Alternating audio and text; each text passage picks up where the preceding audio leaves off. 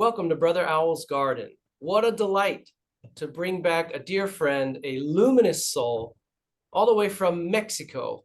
Let's welcome back, after a long time away, Cristina Pepem. Cristina, thanks for being here today. I'm very delighted to Mm, see you. mm. Hello, Brian. Thank you. Thank you for your, as always, warm and loving reception.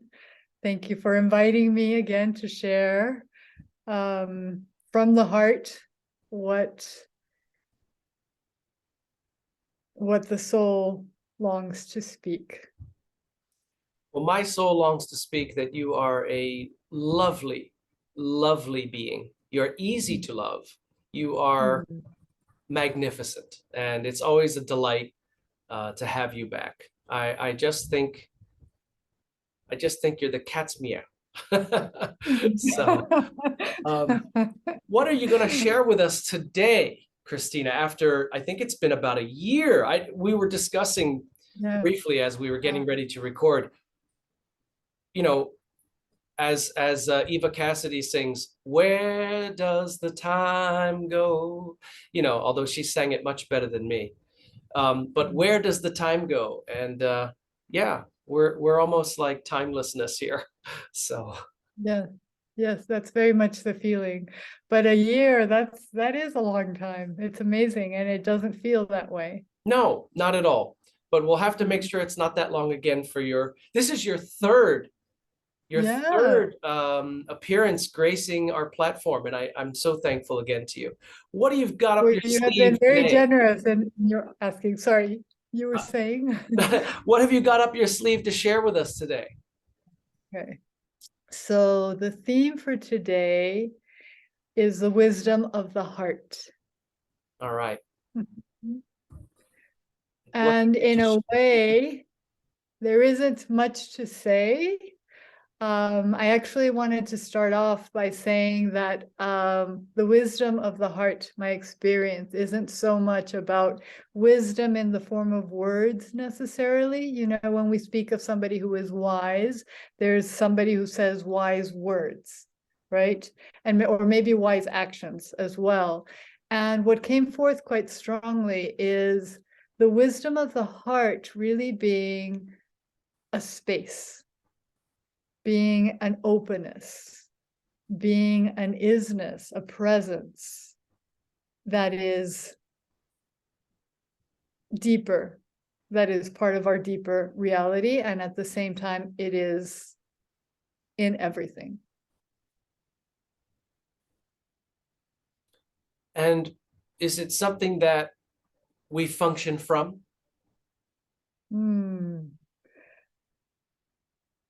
That's a very good question. And I would say it's really like the emanation. I don't even know if functioning is, in the traditional term, functioning would be like the term for it. I see it more as an emanation, emanating love, and everything is made of love. And, you know, you speak of the heart, the physical heart, and then there's the spiritual heart. And so when we're tapping into the spiritual heart, it's really tapping into source, and it's what everything is made of. So in that sense, functioning would be part of it. But it's really, my sense of it is more just this radiating of isness, of beingness, of source. And that's what we connect to when we speak of the wisdom of the heart. And another element to it is the silence and the timelessness.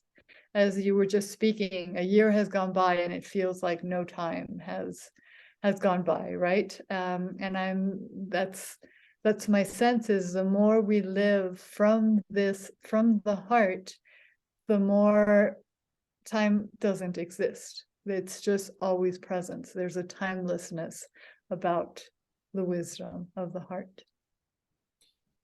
I remember some years ago sitting on the front porch with my mom, and we were having a conversation. And I mean, God love her. She does the very, very best she can to stay with me when I go off the deep end on things, according to how she has structured her spiritual life compared to mine.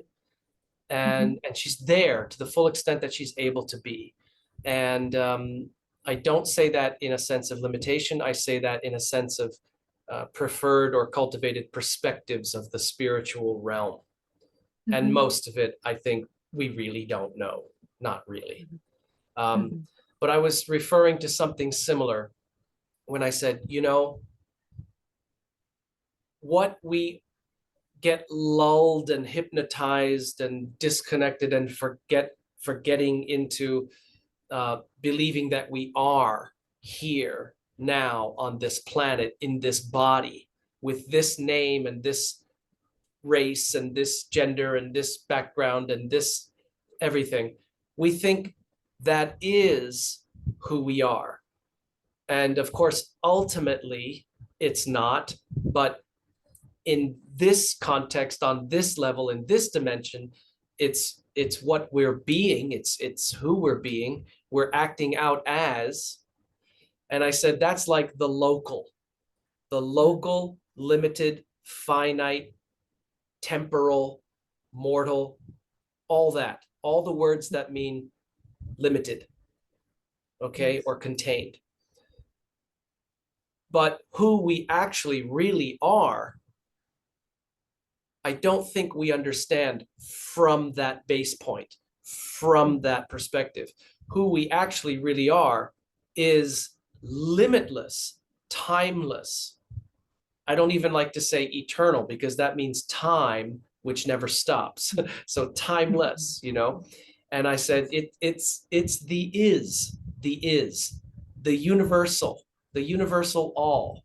So who we sometimes get lulled into believing we are, this body, this name, etc., Yes. is the universal all functioning as, acting out Mhm. as, living Mhm. as this particular limited expression, which is the small s self, as I like to say in a way.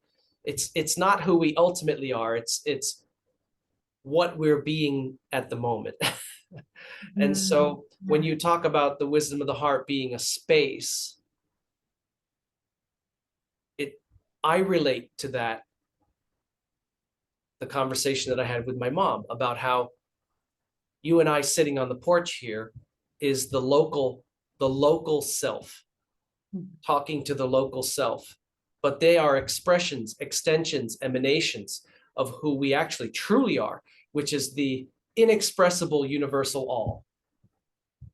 I say inexpressible and then I give it a description because we're stuck here in the duality, the 3D, all that. And you can't really put terms and labels on it, but also avoiding calling everything amazing and going too airy fairy woo woo off of that. You try to give it a description so that it can be shared and viewed and discussed and considered.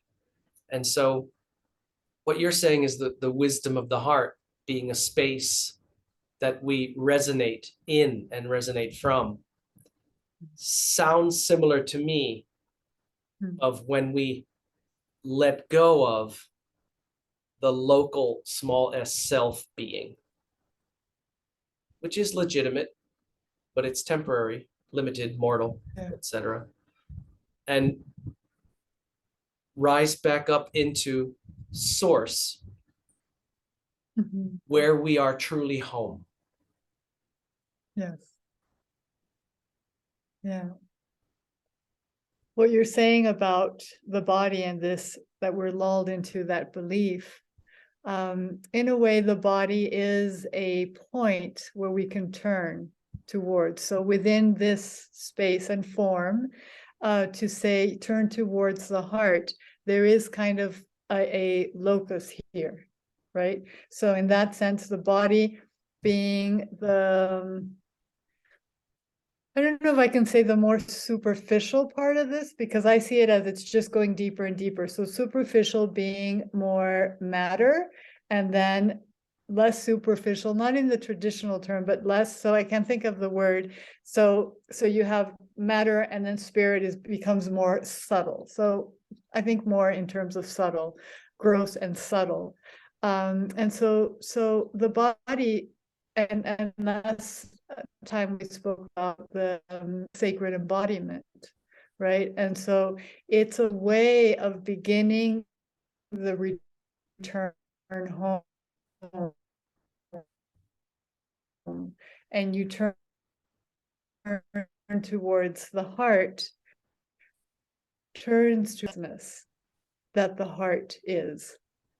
So that's like the point to start with, and it's very functional in that sense. To return home, we start going within, and this is the space. And you can also feel it when you're in a conversation or in an experience where there just feels like an expansion in the chest, and you know it's not just the chest, it's because you can close your eyes and then you are the universe itself. You just feel that expansion. That's your point of feeling that expansion. And then this is an invitation to go deeper and deeper and deeper into that expansion, into that subtlety, and into love. And of course, love has been quite, distorted, and all of these things of how we have used the word love. But I still love the word love. And I experience it as what emanates from this spaciousness, from the heart. So when we speak about turning to the wisdom of the heart, there's layers of it. And silence, you said, well, it's hard to speak about it, and it's actually, you can't grasp it with the little mind, and words can only point to it, but ultimately it's the silence, it's the living it, the turning towards it, and allowing it to dissolve all of this identification with mind, body, and it's dissolved through love. So this emanation, it's kind of a paradox that this emanation actually dissolves the world, but it also shines through the world. And the way that I can put this together in words is that it shines through and allows us to see the oneness of the world. So it erases the separateness, the sense of separateness, the sense of within the heart and out there, the wisdom of the heart, and then the denseness of the mind, or if that's, how we would call it, that the deeper you go within this emanation, these rays, the more you experience, not understand, not know, not speak about, but actually live the wisdom of the heart. And the deepest wisdom of the heart is, or one of the deepest, is the unity, the oneness of all. Absolutely. And according to one's own personal beliefs and perspectives and perceptions, etc., I like to apply a phrase called cultivate constant communion. Within, to source. You can say God, you can say supreme being, you can say Keakua, you can say Christ, Buddha, whatever aspect jives with you for the ultimately indescribable, ineffable, brilliant, luminous, divine source. And you touched a little bit on Taoism in the beginning of your last paragraph there, where you said, we can't describe it. Here we are using words and conversation to hash over these things, but ultimately we know that you have to throw them out.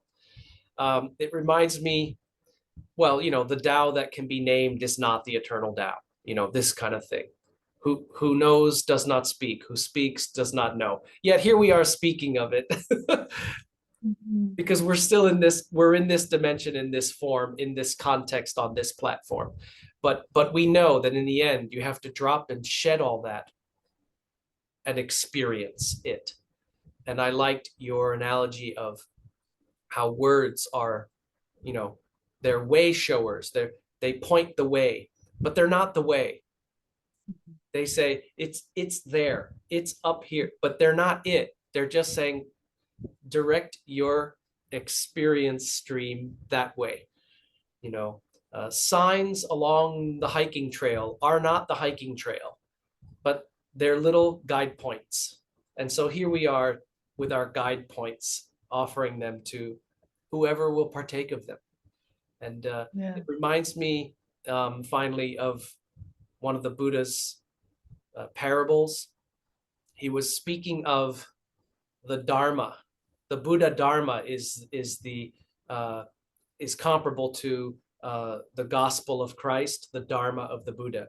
So he was speaking to people, saying, once you reach that level of consciousness, that awareness, once you are actualized, you have arrived. You don't need to methodically, uh, repetitiously repeat, your study of the Dharma, etc. And the analogy or parable that he used is, when you cross from one shore to the other, you leave the rowboat there and walk on. You don't pick it up and carry it with you. So yes, it is a useful tool, a means of reaching the other shore, meaning ascending to a substantially higher, clearer awareness. But then you don't have to carry it with you. It has served its purpose. Be thankful and leave it on the shore and walk on. So you made me think of that. Mhm. Yes, it's actually something infinitely simple. It is so simple that the mind that loves complexity and theories and dogma and all of that just doesn't doesn't resonate with that. And it's part of this journey of the mind sinking into the heart, where it starts releasing the boat, it starts releasing the ideas, the baggage, the identity, all of this just starts melting. And I love the image of melting, because for me melting is very much, it's a loving melting. It's not a destruction, it's not a, get rid of something, it's not let it go, kind of get rid of it, but really this, just let it melt, let yourself melt into the heart, into the wisdom of the heart. And what happens when you allow that, it's really an allowing. It's not something that you do. You can't go, I'm going to sink myself into the heart. You allow it, and then it happens. And the more you turn your attention, allowing this to occur, when words come forth, they carry a very different energy field when they're coming from the mind than when they're coming from this space. They can still come forth, and they tend to be more simple and very direct, because it's very much a direct path. You don't need to learn anything. I think it's more about unlearning and allowing. So it's not about doing and learning, it's about allowing and unlearning. And it just happens naturally, organically, because it is naturally what we are. It is source. It is our home, as you spoke in the beginning. And this is why I see you as the embodiment of the sacred feminine. This is what you are, as far as how I perceive you. So yes, something in me recognizes itself being reflected in you. Yes, I know that. However, I honor the magnificence of the sacred feminine which you embody. I really love it. And it's demonstrated by your choice of words and your way of seeing. You're using very, very feminine words. And of course, we're not talking gender, we're talking essence, okay? And both the sacred masculine and the sacred feminine have their rightful place and are equally priceless and valuable and complementary to each other, working in harmony together with each other. But when you're using words like melt and allow and release and flow and all this is coming from the sacred feminine. And Mm. um, but it's not always that way, you know. I remember a time some years back when I prayed very powerfully and kind of almost like I have to say almost a little bit demandingly. I mean, it's just the energy I was coming from at that moment. Um, and I said, you know, well, I'm not going to tell you what I was praying, but the response was immediate, and it was not melting. It was a crumbling, cracking, collapsing of an entire matrix of conditioned belief system that I had been functioning from for so many years. Um, are we having more Thailand Wi-Fi issues by any chance? Is it coming through okay?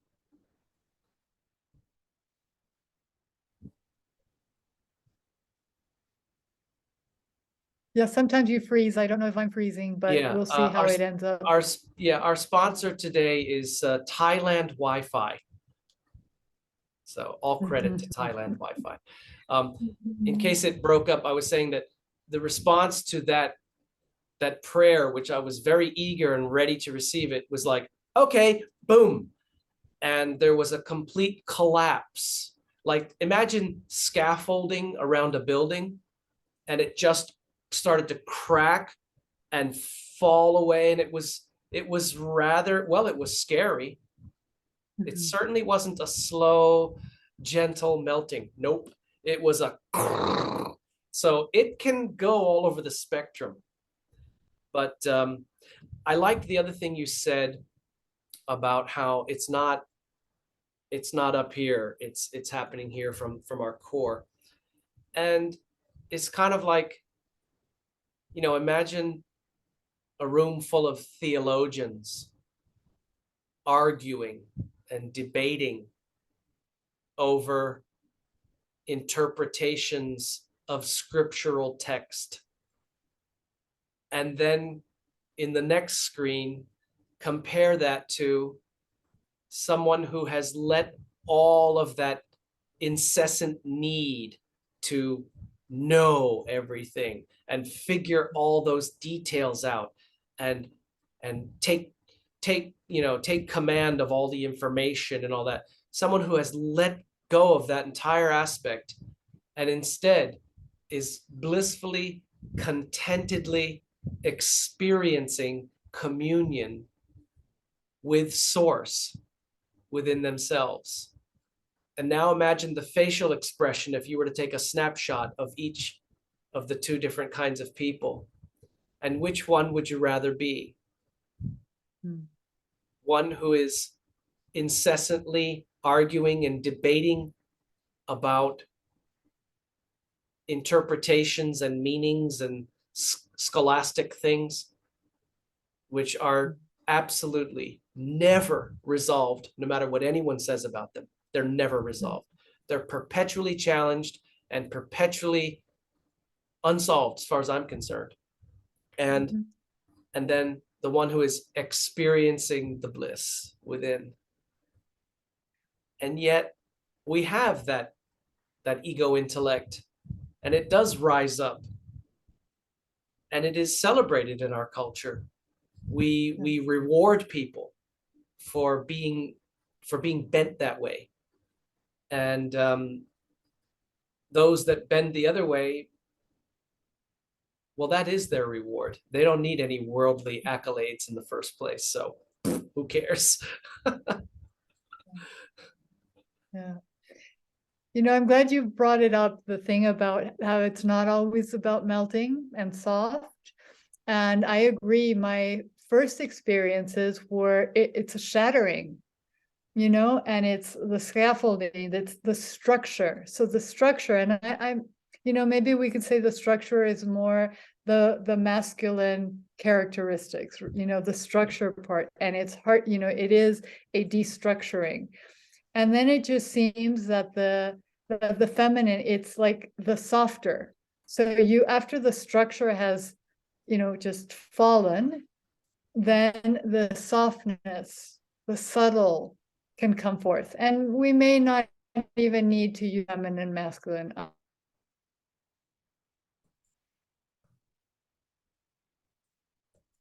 structure. The body structure, you have the skeleton, right? And then you have the heart, and the heart is very soft.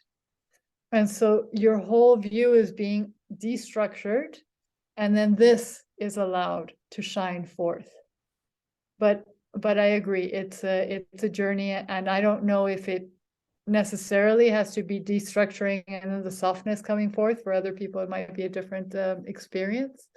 But I'm glad that you brought that up, and I mentioned that because in the wisdom of the heart, where there are different layers, and it just seems like the deeper you go, the more subtle and subtle and subtle, and subtle is actually soft. Mm-hmm. Yeah, Christina, it reminds me of my favorite gospel of the Christian Bible is actually not in the Bible. It was one of those that got picked out, thrown aside. And it is the Gospel of Thomas. And the reason why it's my favorite gospel is because it is nothing less and nothing more than just the pithy quote of deeper wisdom that the Christ shared. There actually is no essence of Thomas himself in it at all. Whereas in the other gospels, the narrator is present as far as the self is concerned to some level. But there's a verse, the second verse of the Gospel of Thomas. Jesus said, "He who seeks, let him not cease seeking until he finds. And when he finds, he will be troubled or disturbed. And when he is troubled, he will be amazed.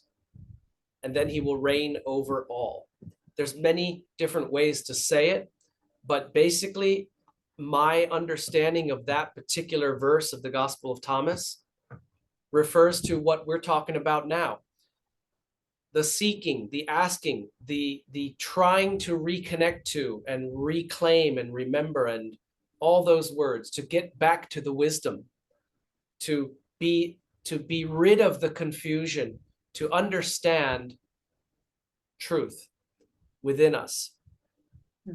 Keep on that path until progress is manifest. And it's not about striving and struggling and all. We know it's not that, but keep on that intention and that desire and that path within yourself, which leads further within yourself. But understand that when you start getting somewhere, it can be disturbing, it can be troubling. And that refers to, like I said, the scaffolding collapsing all around me. Belief systems that I had adhered to for decades collapsing around me in response to a prayer. I'll give you the general essence of the prayer: to understand as clearly as possible all about who I actually am and what I'm here for and what I am meant to do and be. That kind of a prayer. Okay. And all of that collapsing around me was very scary, because it's like, oh, but I've always done it that way. I've always believed those things. And now here I am connecting directly with source within. And as a response, let's clear all that stuff out that you've been dealing with for decades. Let's get that out of the way now. And I'll tell you the truth. I said before it was scary. That's what the second verse in the Gospel of Thomas is referring to. Troubled or disturbed. It was frightening. And yet, stick with it, because you're going to be able to look back and understand what happened and why it was necessary and why it was good. And as we look outwards into the world right now, we can see that on an outward dimension, everything is collapsing. Every institution is teetering on the edge of annihilation. Every system, every old way of operating, every former way of functioning in the world and as the world and all that, it all seems to be certainly crackling and crumbling, and maybe a lot of it collapsing. And, perhaps on some level, that is a reflection of what is actually happening within the core collective of humanity within. Yes. The Great Awakening is the great dismantling or dismantlement. How do you say that? Good. That's a good term. That's a good term. It's a good way of looking Yeah. at it. Dismantling, collapsing, crumbling, whatever. All of the ways that humanity has been functioning and dealing in the world so far. I mean, it's obvious to anybody that's half sleepwalking that it's all coming to an end. This age, we are living in the end of the former, and we may live in incarnate long enough to see the beginning of the next, the new, or we may not. These things don't happen instantly. They don't happen in a flash. They happen in decades and centuries. But I think that it's very safe to discern that we are definitely living at the end of the way things used to be. Yeah. Yeah. And navigating individually as beings of light and love, navigating through that, it is essential and critical, as I said in the beginning of the video, to function from that inner communion with, I say communion in source, the wisdom of the heart. Yes, it's all about that. It's about the practice. It's really now about the practice. It isn't about the knowledge. It isn't about the structure, all of that. The beauty of the disentanglement, the dismantling is that it will allow that which we are. It allows it to come forth, but it's practice. It's practice, and at the same time, this is a great paradox where, the seeker actually starts dissolving, and the practicer starts dissolving as well. So it gets to a point where it isn't even about seeking or practicing. It's just about being and emanating that.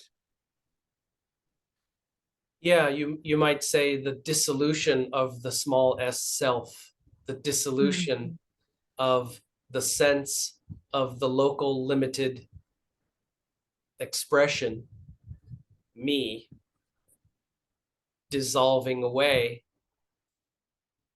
like the raindrop believing it was something separate, different, and other than the ocean from which it ultimately arose and ultimately returns.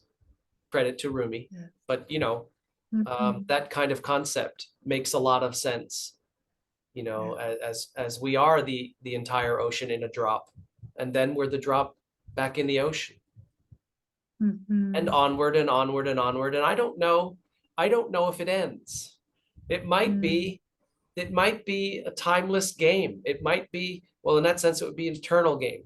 I don't know. I've said before that, the infinity symbol, sideways 8, it might just be that spirit always leans towards incarnating And mm, incarnation always leans toward return to spirit. And they're never separate or apart. It's just two different points on the spectrum of our being, of our existence. Um, mm, Perhaps there are many, many times that we are incarnated for multitude of reasons. And then also there are many, many times in between that that we are not for a multitude of reasons. And being that soul is timeless beyond all time. mm, mhm, Well, what are you going to do with yourself after, you know, as Alan Watts said, if you had reached it all, attained all satori and everything, and you're sitting there on your lotus pad in bliss, fully actualized and realized, how long are you going to sit there in that state before you say, I think I'm ready to do something with this? And then you incarnate and you end up sitting in mm, front of me at my lecture right now, and here you are, you know. So mm, it's mhm, not to it's not to insinuate that being incarnated and living on this earth and in this body as you are experiencing now is a movement away from being and who you actually are. It's not to suggest that. It's just that in that everlasting cycle, you and I and those who are viewing this right now happen to be in the incarnated phase of the spectrum, and we will leave this and mm, go to disincarnate or non-incarnate spirit. mhm, And then it mhm, seems likely that we'll come back into incarnation again.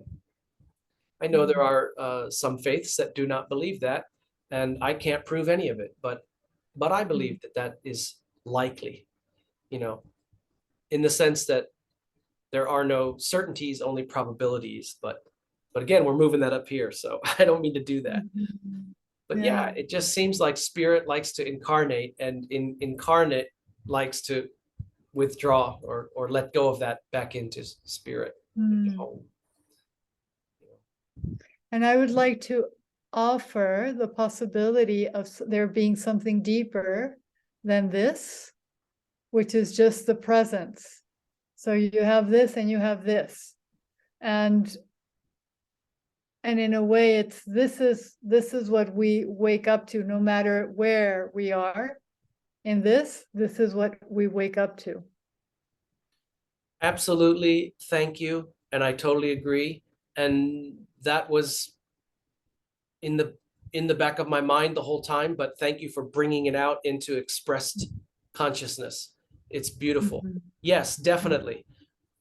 In the sense that, yeah, this is the cycle of what being takes the form and formlessness of, but in the entire thing, there I am. mhm. So Beautiful. thank you for Mm, for pulling that up to the surface. mhm, It was mm, presumed within what I was saying, but thank you. It's very mhm, pertinent that you did that. Good mhm. call. It's this, right? It's Yeah. that. Mhm, So Christina, in rounding up to our conclusion, is there anything more that you would share or advise? How do we go from here, having refreshed and reclaimed this very subtle mhm, and deep and profound remembrance of our being? How do we step forward? How do we move on through our day mhm. and days? What comes forth is be not afraid of the vastness of your heart. Just, Be mhm, not afraid is also the most repeated phrase in the entire Christian Bible, for those who mhm, like the trivia. And mhm, yeah, be not afraid. There's a very nice song, Be Not Afraid, too, a Catholic hymn. And all religious stuff aside, yeah, be not afraid. And instead of phrasing it in don't be that, it's even more powerful to phrase it in the positive. Be this, be fearless, be Mhm. fearless. Doesn't mean be foolish and stupid and, tempt dangers that are obvious. I mean, fear is built into us for a good reason in many cases. But yeah, trust, Yeah. trust. That's an even softer way Yeah. of saying it. Trust, Yes. trust yourself, trust divine self, trust being present, and anchor yourself in that Yeah. to step forward and move about your day. Yes. I like that. The transition from fear not to trust, and trust the vastness of your heart, the vastness of what you are. And that will allow the disillusion of the smallness we have believed ourselves to be. You are reminding me of a Walt Whitman quote that I'm trying to find quickly because I always paraphrase the quotes because they come to me and I didn't know they were going to come to me at the time. Um, he talks about, I wonder if I can get this. Yeah, here it is. He says, if the TIFI would ever open and allow me this, I am larger, better than I thought. I did not know I held so much goodness. I am larger, better than I thought. I did not know I held so much goodness. That is kind of the essence of what you're saying, the vastness.